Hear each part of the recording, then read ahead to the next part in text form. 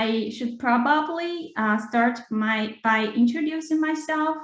I'm Wangyang. Currently, I'm an assistant professor at the School of Sociology, Beijing Normal University, China.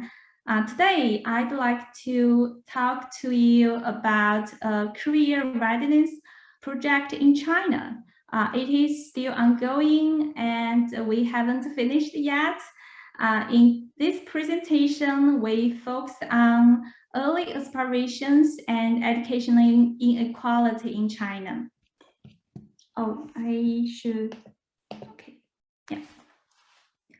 I first discuss research motivations of this project. As we all know, intergenerational transmission of advantage has been a key question to scholars from all social science disciplines. As long as the 1960s, sociologists introduced the notion of aspiration as an important pathway through which parents transmit family advantages or disadvantages to their children. This is commonly known as the Wisconsin model. And a series of subsequent studies have provided further support for the role of aspirations as early as primary school level in the social attainment process. However, less knowing is about this question in China. To fill this gap in the literature,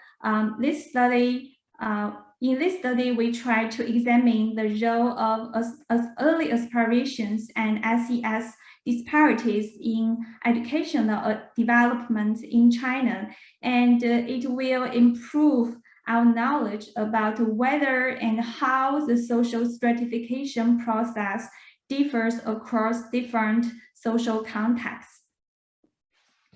Okay, first, I would like to discuss a little more about the role of occupational aspiration in early years. It has been established that occupational aspirations have a substantial and lasting impact on future outcomes, such as career success, educational attainment, and even on some social psychological development. And more importantly, research increasingly indicates the importance of occupational aspiration in very early years, as early as kindergarten or primary school level, and also such research have focused on the different dimensions of occupational aspirations. For example, a large body of studies have focused on the relationship between high occupational ambition and long-term development. And recent research have discussed the importance of uncertainty in early occupational aspirations for the children's future career success. So, however, when we look at China, much less has been done to investigate the occupational aspirations and its potential influences, even especially in early years in China. Most existing studies on Chinese young people's occupational aspirations has been conducted in the field of psychology. They focus on young adults, mostly college students, and their occupational values, orientations, or interests, rather than to ask their which job would you like to do in the future. So we think it's thus important to understand occupational aspirations among Chinese children and the potential influences. And the next, we would like to talk a little more about family SES and early aspirations. Yes, it's the positive relationship between family SES and the children's aspirations has long been established especially in Western societies.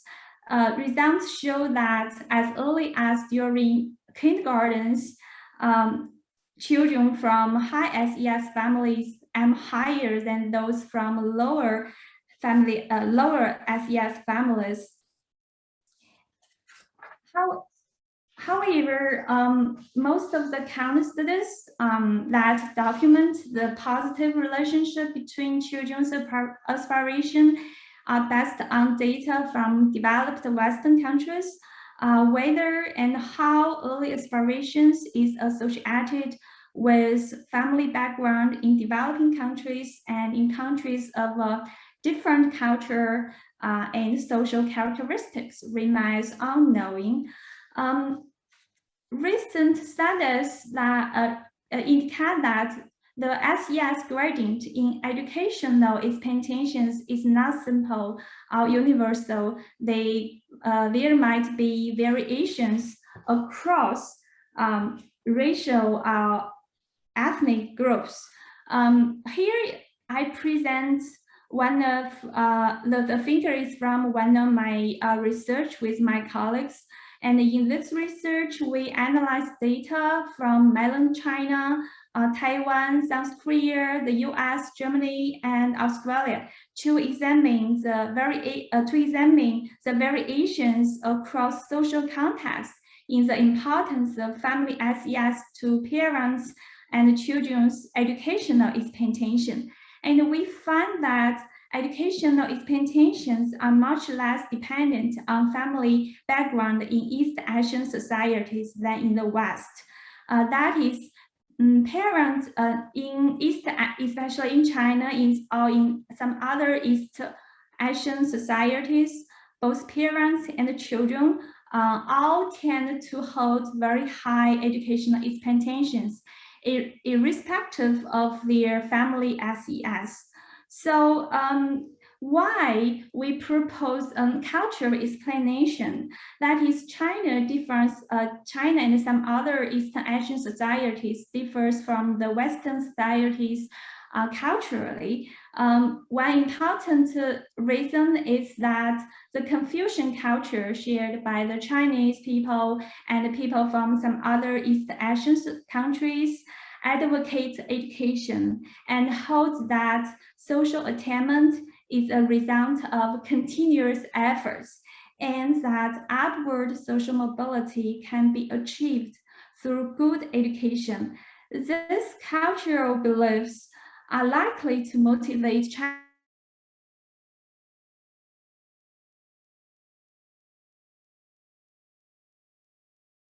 higher aspirations and exert greater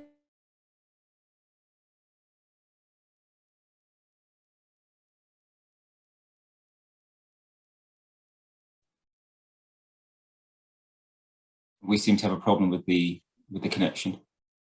Yes, I was just going to say, we just seem to have lost you there, Wang Li. I'm just wondering whether you could just turn on your mic again. It looks like it's switched off. Can you hear me now? Yes, we can hear you now. And we were hearing I cannot hear your voices. Well.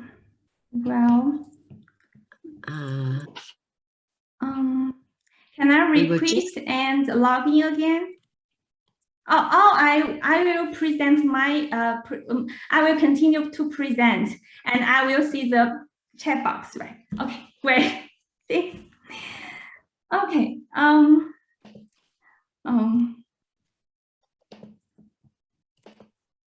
Yeah, I'm struggling with the internet. Okay. Okay, let's start from here. We propose that East Asian societies differ substantially from Western societies, both culturally and institutionally, raising the questions about the generalizability of findings to East Asian. And in this study, we think the aim of this project. The second aim of this project is to investigate the relationship between family SES and early occupational aspirations in China. So we have two questions. The first one is, do early aspirations affect educational achievement and attainment in later in China. In other words, can differences in early aspirations help us to understand occupational? The second question is, what is the relationship between family SES and children's early aspirations, and whether such relationships are different for boys and girls? Next, I will discuss about the data and the methods that we use to answer this question.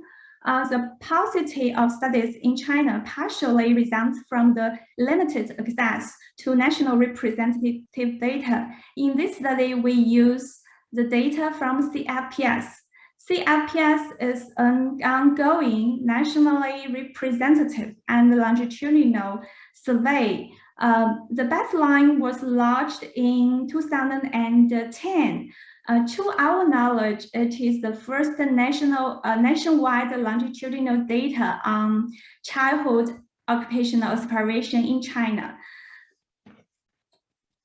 And in the baseline survey, the CIPS has successfully interviewed almost 15,000 households over 25 provinces, along with more than 30,000 adults and 9,000 children within this family.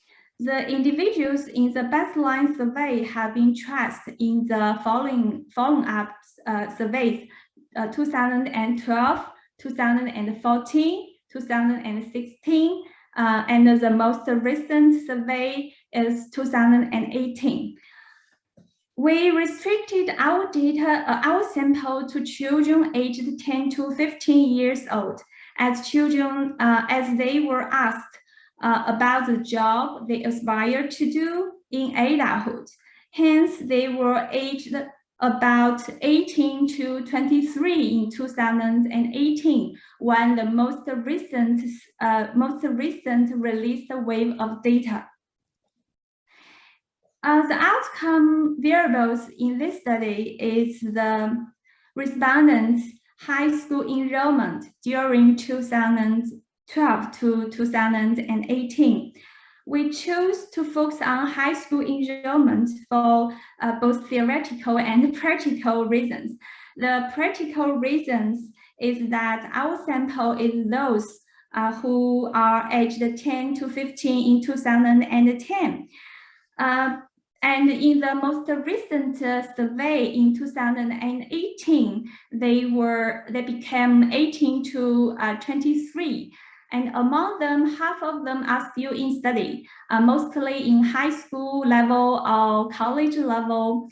So it is feasible for us to examine, but almost all of them have experienced the transition from the middle school, the junior middle school, to high school. So it is feasible for us to examine the relationship between early aspirations and high school enrollment.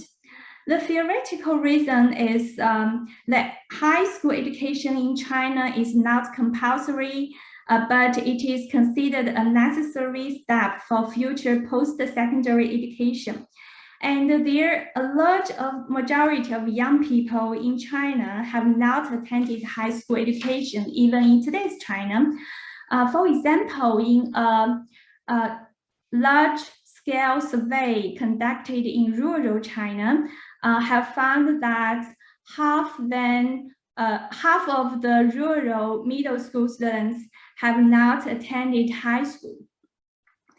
But as we all know, the low general education level heightened the risk of human capital accumulation and labor market outcomes. So we think high school enrollment status is a direct and objective measurement of educational progression and entertainment. We code this variable in binary version to indicate a person was enrolled in a high school or not. And the high school information enrollment, the high school information is from the 4 follow-up waves.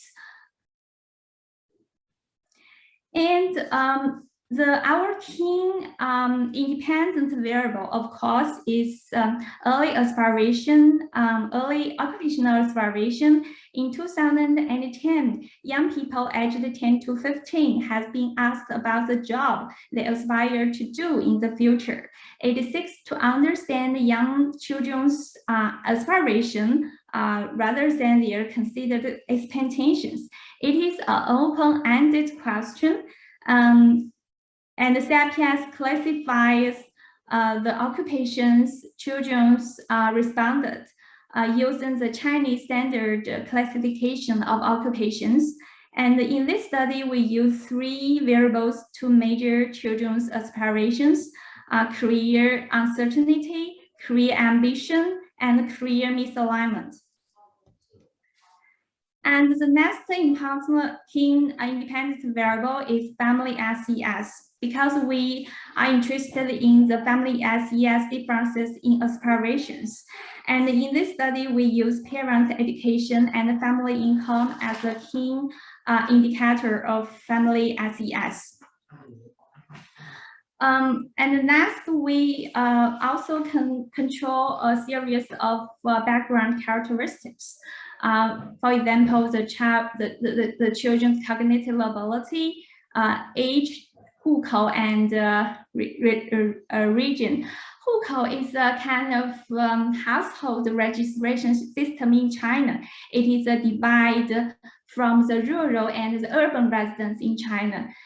So we conclude the hukou here. The analysis for this study processed in 2 stages. First, we consider whether career occupational aspirations predict educational attainment, that is high school enrollment in China. And secondly, we try to examine which youth are uncertain, ambitious, or confused about their future occupations. And all models are estimated separately for boys and girls to account for the gender differences in aspiration and in their work and school life. Okay, I would like to share some results. First are the descriptive results from our study. In the full analytical sample, we will find that 76% of the Chinese young people of the right age attended high schools, and almost 80% of them are uncertain about their future career. 60% of them have ambitious career occupations, and 20% of them have misaligned career occupations. On average, we find that Chinese girls' aspirations tend to be more certain, higher and more ambitious than boys, and the percentage of career misalignment is slightly higher among girls than boys. And next, we did some bivariant analysis. The results could be showing in figure 3. And as showing in this figure, we will find that children with more certain aspirations, more ambitious aspirations, with aligned aspirations are more likely to be enrolled in high school. And this is especially true for girls than boys. And next, we would like to present our regression analysis results. This table presents linear regression estimates predicting high school enrollment rates. In model in model 1 and 2, we compare the high school enrollment rate of young people with a certain or uncertain occupational aspirations. And in model 3 and 4, we present the results about career and 6, we present the results about the career misalignment. And the results show that girls with a certain aspirations have significantly high probability of attending high school than those girls with uncertain aspirations. And girls with more ambitious career aspirations are more likely to attend high school enrollment. And it is the similar pattern has been showing in the relationship between career misalignment and high school enrollment among both boys and girls.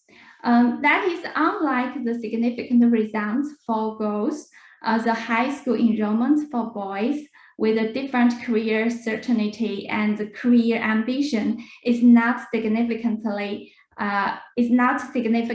different. And the next table is about the relationship between family ISSS and the children's career aspirations.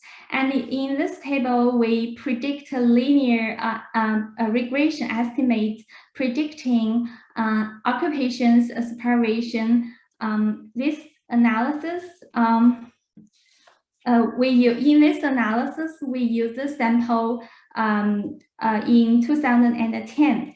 It has been found that even controlling for other variables, girls, but not boys, whose parents are more educated, are more likely to be certain about their future occupations, and they are also more ambitious about their future occupations.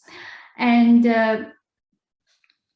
for boys, there's significant relationship between family ISSS, that is family parents' education, and career aspiration is only being found about the career alignment.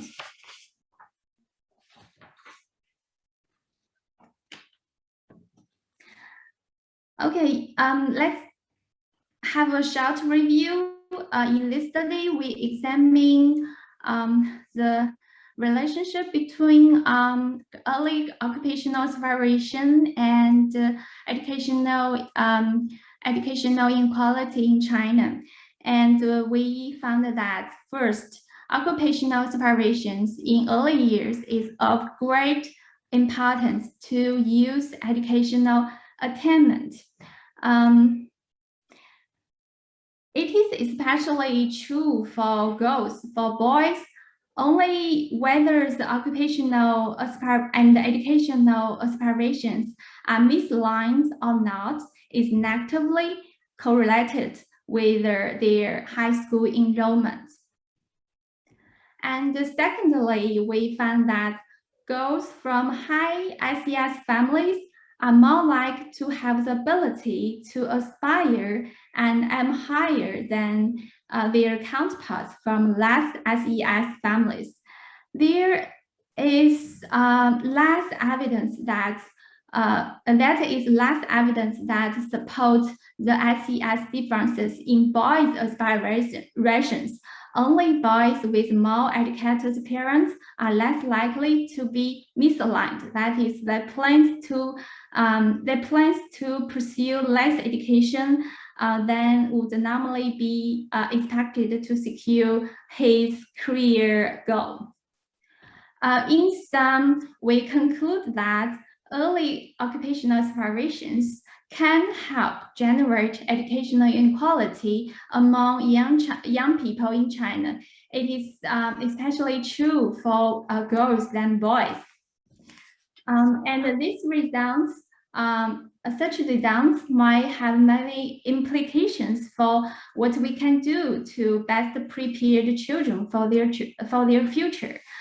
First of all, we found that as the results indicate that Chinese children expected to achieve higher levels of educational and occupational aspirations. The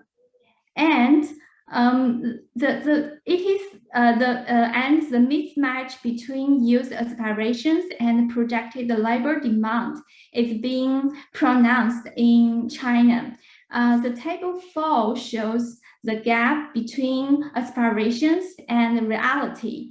As we all know, the gap between aspiration and reality is likely to result in low levels of motivations and then increase frustration. At the same time, it also decreases well-being.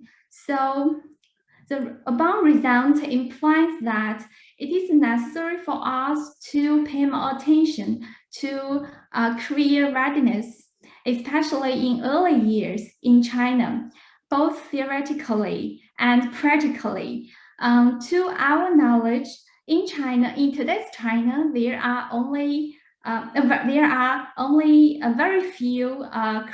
very few career readiness programs, and there are some career consultants or career conversations among college students, but it might be too late. Secondly, early aspirations is important. It might be a mechanism to promote equality because as we found that it is less dependent than family background, but at the same time, it has a positive effect on children's future development. We propose a cultural explanations that is in China influenced by the Confucian culture. Both Chinese people, both Chinese parents and children, they all hold a very high value of education and a high value of education.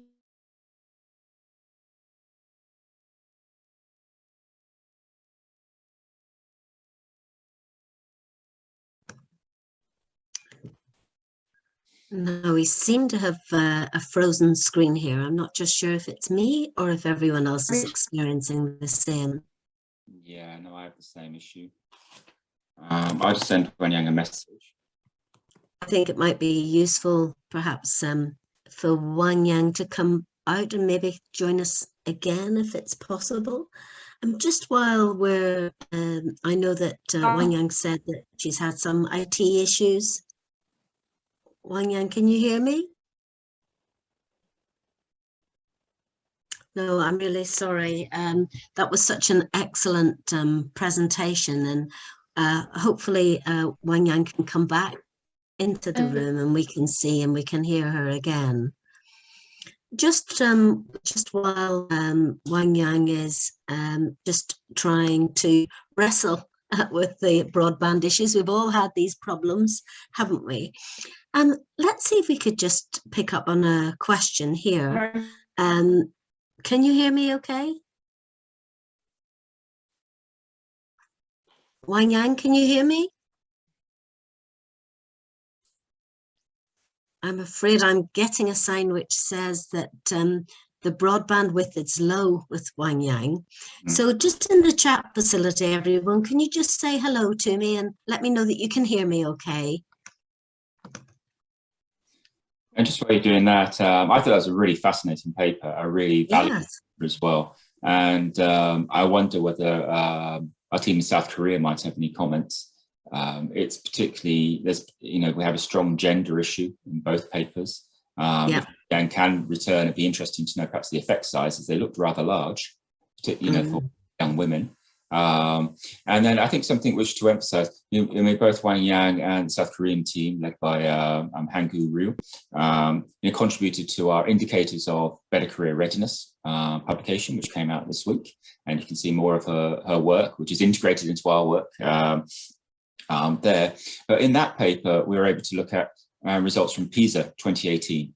And in PISA 2018, we look for relationships between these sort of attitudinal questions, the career certainty, the ambition, this misalignment.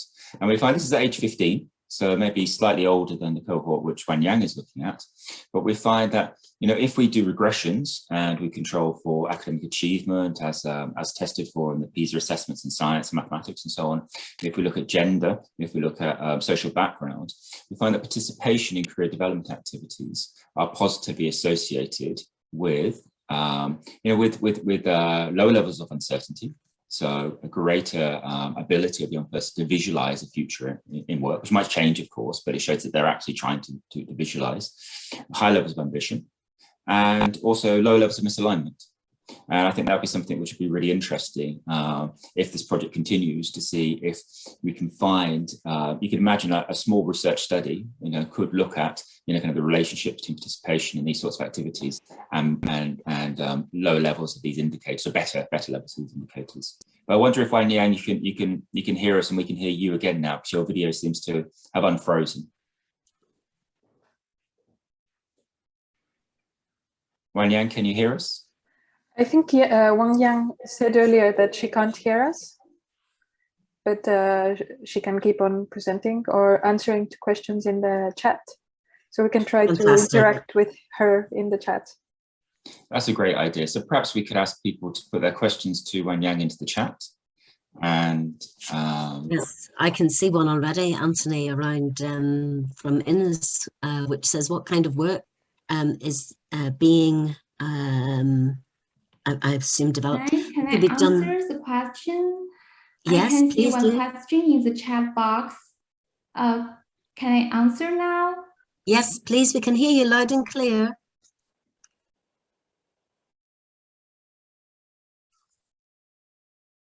Oh yeah.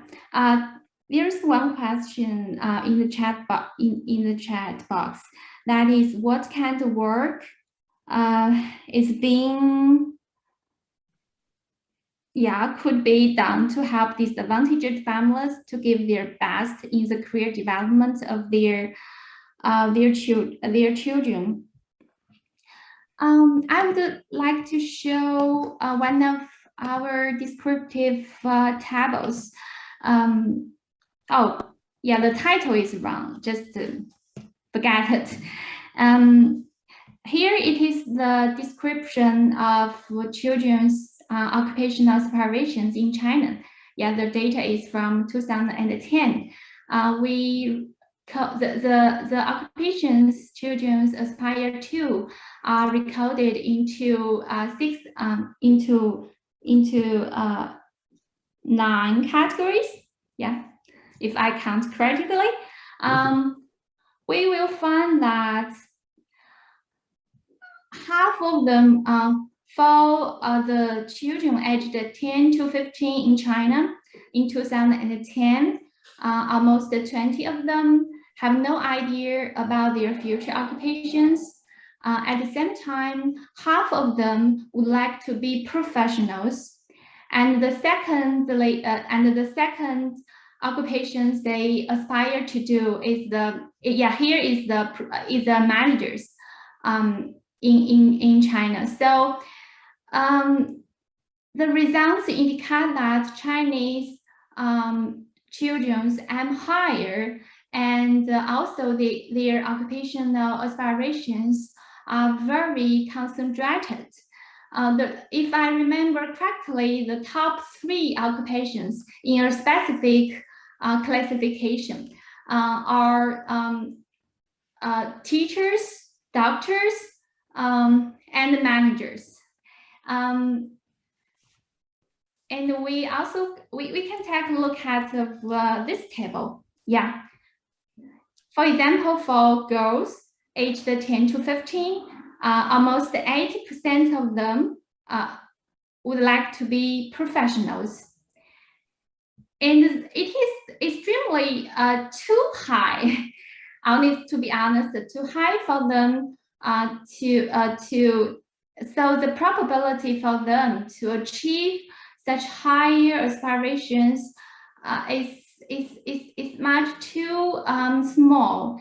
So I think the problem for China, for Chinese children currently is there is a mismatch between the gap between children's aspirations and the actual the reality in the actual labor market. It might be not some.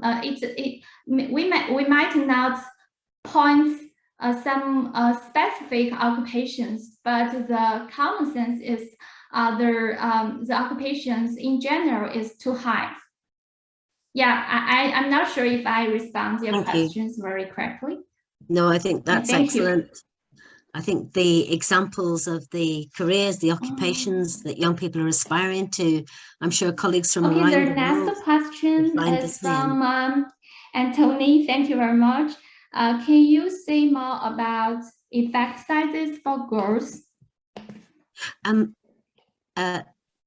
Wang Li, I think we've just sort of briefly, Anthony, talked about that when you were trying to get back in. The coefficient between family ISSS and children's career aspirations among girls, right?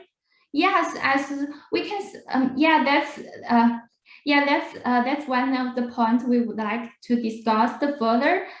Even we find a significant relationship between, for example, parents' education and the children's career aspirations, but the coefficient is the coefficient or the effect size is it's very small. So we think it might partially support our cultural our explanations about the relationship between family ISSS and children's aspirations in China or in some other Eastern Asian societies. Just like what we found about the relationship between family ISSS and children's educational aspirations,